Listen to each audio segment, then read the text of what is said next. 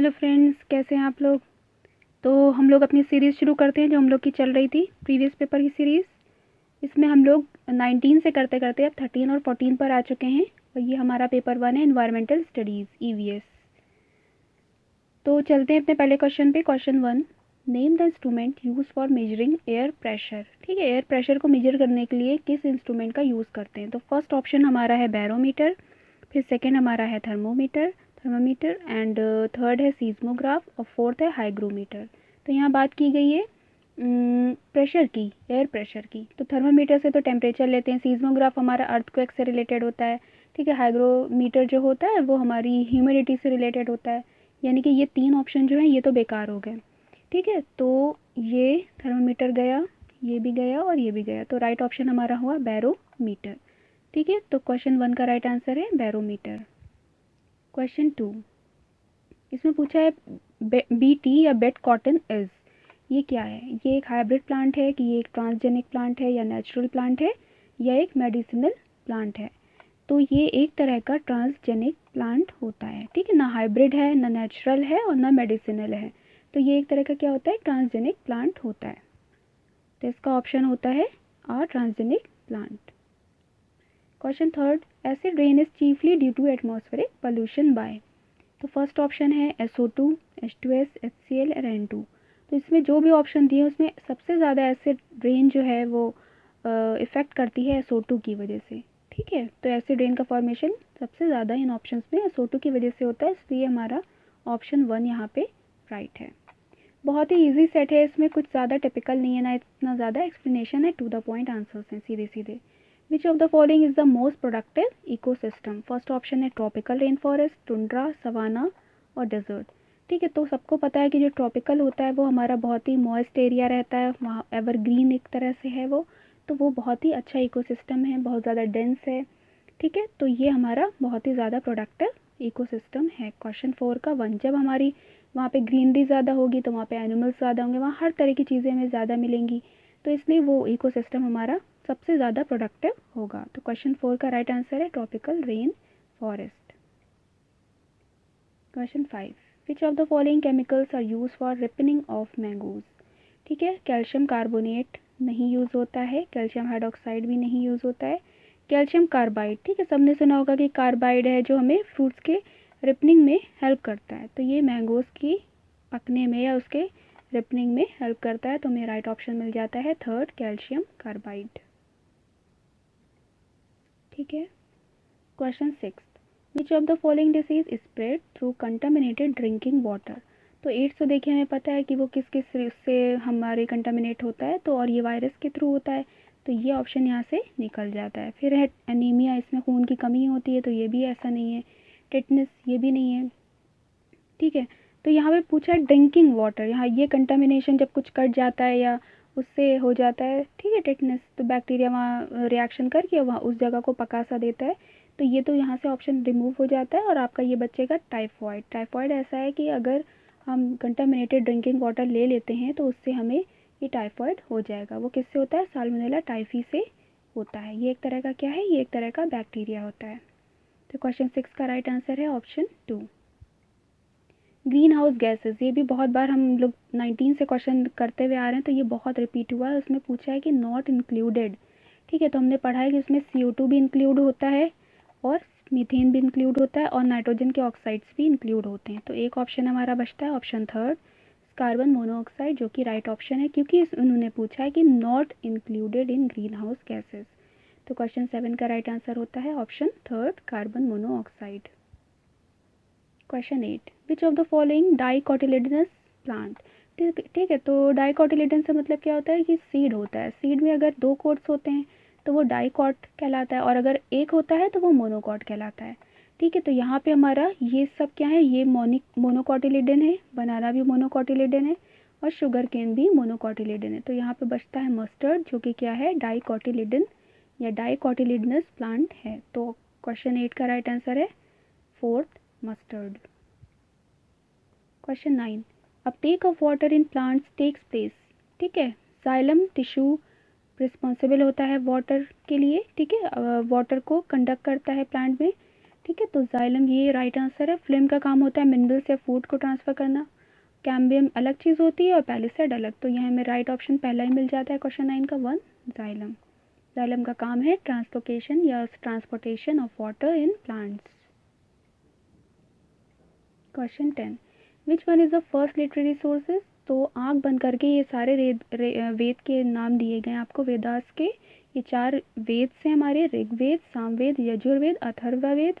तो ऋग्वेद सबसे ज़्यादा पुराना या प्राचीन भी कह सकते हैं और फर्स्ट लिटरेरी सोर्स कह सकते हैं कि ऋग्वेद है। ठीक है, तो याद रखिएगा क्वेश्चन 10 का राइट आंसर है Rigveda. Which two gases makes up 99% of atmosphere. तो सबको पता है कि नाइट्रोजन और ऑक्सीजन होती है। इसमें नाइट्रोजन जो होती है वो 78% होती है और जो ऑक्सीजन होती है वो 21% होती है। तो ऑलमोस्ट 99% हमारा क्या कौन बना देता है, ऑक्सीजन और नाइट्रोजन। तो हमें राइट ऑप्शन यहाँ पे मिल जाता है अपना सेकंड ऑप्शन यहाँ पे राइट है, oxygen and nitrogen. Question 12 grazing animals change vegetation by. Special dispersal बिल्कुल भी नहीं, एक ये डिस्पर्सल अलग चीज़ होता है, सीड डिस्पर्सल था सॉरी। तो सीड डिस्पर्सल से नहीं होता, क्रॉस पॉलिनेशन से भी नहीं होता है। सिलेक्टिव ग्रेजिंग ये राइट है, grazing animals change vegetation by selective grazing. ठीक है, वो अपने हिसाब से ग्रेजिंग करते हैं। स्प्रेडिंग डिसीज चारों ऑप्शन जो 4 ऑप्शन दिए गए इनमें 3 बिल्कुल भी अलग ही पॉइंट के थे, तो हमारा थर्ड राइट आंसर होता है selective grazing. Question 13 which of the following is required for healthy bones. Healthy bones के लिए क्या हमें सिर्फ पोटेशियम चाहिए या सिर्फ विटामिन के। तो ये ऑप्शन गलत है।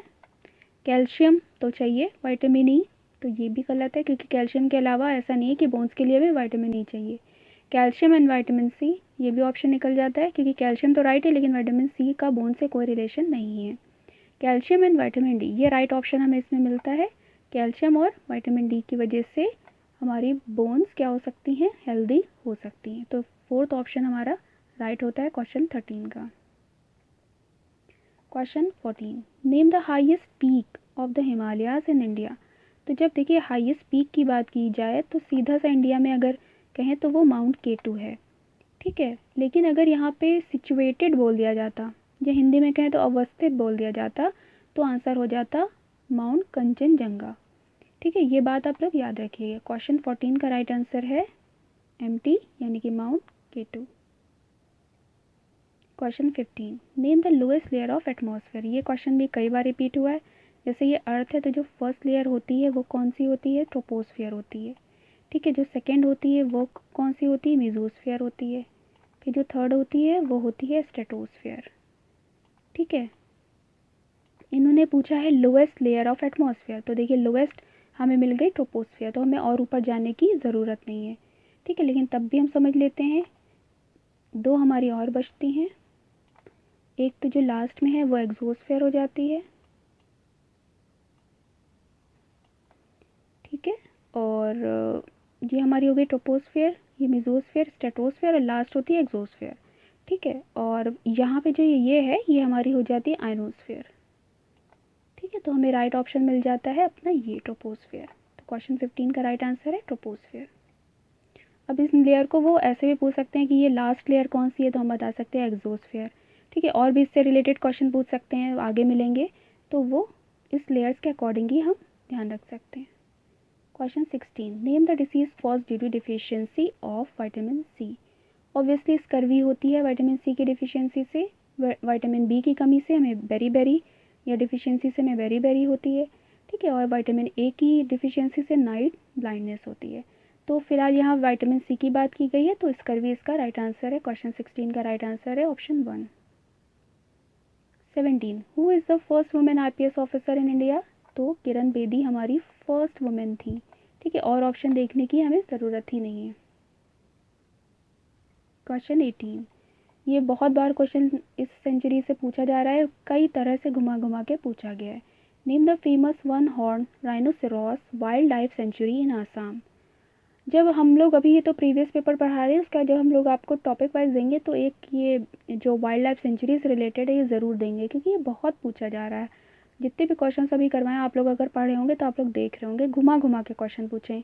कहीं पे काजीरंगा दे दिया है तो आसाम नहीं है, कहीं पे आसाम और काजीरंगा दे दिया है तो राइनोसेरॉस नहीं है। तो यहाँ पे वन हॉर्न राइनोसेरॉस मिलता है, आसाम के अंदर है, तो वो कौन सी सेंचुरी है? काजीरंगा। ठीक है, कहाँ है? आसाम में है, तो ये याद रखिएगा।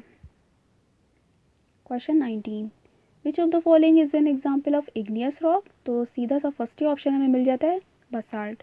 ठीक है, ये तो ये इग्नियस रॉक का एक एग्जाम्पल है, बसाल्ट। क्वेश्चन 19 का राइट हुआ option 1। Question 20, ozone layer is found in earth atmospheric layer. देखिए अभी हम लोग ने बात की थी, तो सबसे पहले हमारी अर्थ के बाद कौन सी लेयर होती है? ट्रोपोस्फियर होती है। ठीक है, सेकेंड जो होती है वो कौन सी होती है? मेसोस्फियर होती है। फिर जो थर्ड होती है वो कौन सी होती है? स्ट्रेटोस्फियर होती है। तो जो थर्ड होती है स्ट्रेटोस्फियर, उसी में ओजोन लेयर होती है। ठीक है, तो SO से आप लोग याद कर लीजिए, SO, ये हमारी ओजोन लेयर कहाँ होती है? स्ट्रेटोस्फियर में होती है। तो मेरा राइट ऑप्शन यहाँ पे मिल जाता है stratosphere. Who is the founder of Sikh religion? सबको पता है, गुरु नानक इसके फाउंडर हैं। क्वेश्चन 21 का राइट आंसर हुआ option 4। 22 question, the instrument to record intensity of earthquake. तो सीज्मोग्राफ इसके लिए रिस्पॉन्सिबल है। ठीक है, कार्डियोग्राफ अलग चीज़ है, हार्ट से रिलेटेड होता है वो। यहाँ पे अर्थक्वेक की बात की गई है तो सीज्मोग्राफ ऑप्शन हुआ। 23, लॉन्गेस्ट डे और शॉर्टेस्ट डे बहुत पूछे जाते हैं। तो अगर हम अपने अर्थ की बात करें, सॉरी बहुत ख़राब बन गई है, अर्थ की बात करें तो देखिए ये ऊपर का हिस्सा नदर्न पोर्शन होता है, हेमिस्फीयर है, और नीचे का हिस्सा सदर्न है। ठीक है, तो इन्होंने पूछा है कि सदर्न हेमिस्फीयर में लॉन्गेस्ट डे पूछा है। ठीक है, ऐसे तो हम लोगों में लॉन्गेस्ट डे अलग हो जाएगा क्योंकि हम लोग यहाँ इसके ऊपर रह रहे हैं। ठीक है, ये सदर्न की बात कर रहे हैं, तो यहाँ पे लॉन्गेस्ट डे क्या हो गया हमारा? 22 दिसंबर। याद रखिएगा आप लोग। जबकि हम लोगों में 22 दिसंबर में क्या होता है? हम लोगों में विंटर्स होते हैं और हमारा दिन छोटा होता है। ठीक है, और ये यहाँ बात करें लॉन्गेस्ट डे, हमारी लॉन्गेस्ट नाइट हो जाती है वो। 24, who is the author of Satyarth Prakash? तो इसका राइट आंसर है स्वामी दयानंद सरस्वती। ऑप्शन 1 इसका राइट आंसर है। सत्यार्थ प्रकाश के राइटर कौन है, ऑथर कौन है? स्वामी दयानंद सरस्वती। बिहू डांस से बहुत क्वेश्चंस पूछे जा रहे हैं। Question 25, Bihu is a folk dance of the following states in India. तो राइट आंसर है आसाम। बिहू डांस किससे रिलेटेड है? आसाम से रिलेटेड है। Question 26, a group of interconnected food chain is called. जब बहुत सारी फूड चेन्स आपस में कनेक्ट होती हैं तो वो मिल के क्या बनाती हैं? वो बनाती हैं फूड वेब। ये याद रखिएगा, बहुत सारी फूड चेन क्या मिलके बना रही हैं? फूड वेब बना रही हैं। तो राइट ऑप्शन हो जाएगा थर्ड। यहीं पे हमारे क्वेश्चंस ख़त्म होते हैं और ऐसे हमारी सीरीज़ चलती जा रही है।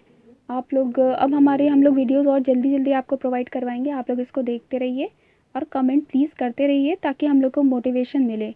उसके बाद हम लोग सीटेट के देखें और फिर टॉपिक वाइज स्टडीज़ पे आए। टाइम बहुत कम ही बचा है हम लोगों के पास, तो इसलिए वीडियोस देखते रहिए, कमेंट करते रहिए और शेयर करते रहिए। ओके, तब तक के लिए थैंक्स, बाय बाय।